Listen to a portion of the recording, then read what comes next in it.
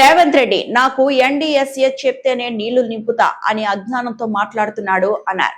సుందరం barrage ల పిల్లర్లు ఎక్కడా కుంగిపోలేదు. ఎన్డీఎస్ఏ రిపోర్ట్ ప్రకారం అన్నారం సుందిల్ల బ్యారేజ్లకు గ్రౌటింగ్ కూడా చేశారు. ఎల్నినో ప్రభావం ఉన్నందున అన్నారం సుందిల్ల బ్యారేజ్ లో నీళ్లు నింపుతామని రేవంత్ రెడ్డి ఎన్డీఎస్ఏ దగ్గరికి వెళ్లి అడిగాడా అని బీజేపీ ఎంపీ ఈటెల రాజేంద్ర అన్నారు.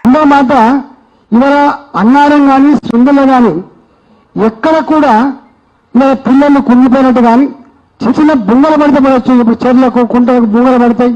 ఆ బుంగలకు అప్పుడప్పుడు ఇసుక బస్సు తీసుకుపోయి తొక్కి, లేకపోతే చెత్తను తీసుకుపోయి తొక్కి ఆ బుంగలు ఆపుకునే కల్చర్ ఉంటుంది తెలంగాణలో.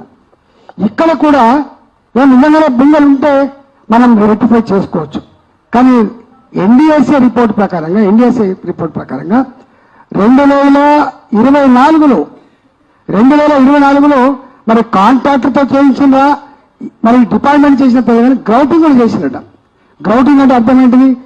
గ్రౌటింగ్ టెక్నాలజీ అర్థం ఏంటంటే ఎక్కడన్నా లీకేజ్ కనుక ఉంటే ఒక దగ్గర ఫోర్స్ తోటి సిమెంట్ లేకపోతే పంపితే అదంతా లీకేజ్ ఎక్కడెక్కడైతే ఉన్నాయో అక్కడక్కడ ఆగిపోయే టెక్నాలజీ గ్రౌటింగ్ టెక్నాలజీ. ఇవాళ సుందిల్లా అన్నారం రెండింటికి కూడా గ్రౌటింగ్ చేసినట్టుగా రిపోర్ట్లు ఉన్నాయి ఇక్కడ.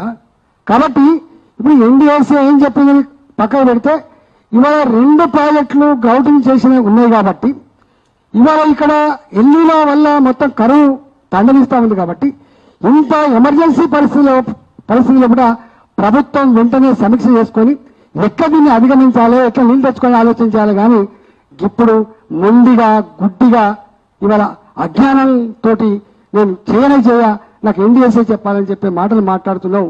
ఇవాళ నువ్వు ఎప్పుడన్నా ఎన్డీఎస్ఏ దగ్గర పోయి మరి మాకు కరువు వస్తా ఉంది, ఎల్నినో వస్తా ఉంది, మరి దీన్ని ఇప్పుడున్న పరిస్థితి ఎట్లా అధిగమించాలనో అడిగినావా అని చెప్పి అడుగుతాను. పాలకుడిగా ఎప్పుడు కూడా పాలకుడిగా ఎంత బాధ్యత ఉండాలంటే మరిన్ని అప్డేట్స్ కోసం మా ఛానల్ ని సబ్స్క్రైబ్ చేయండి.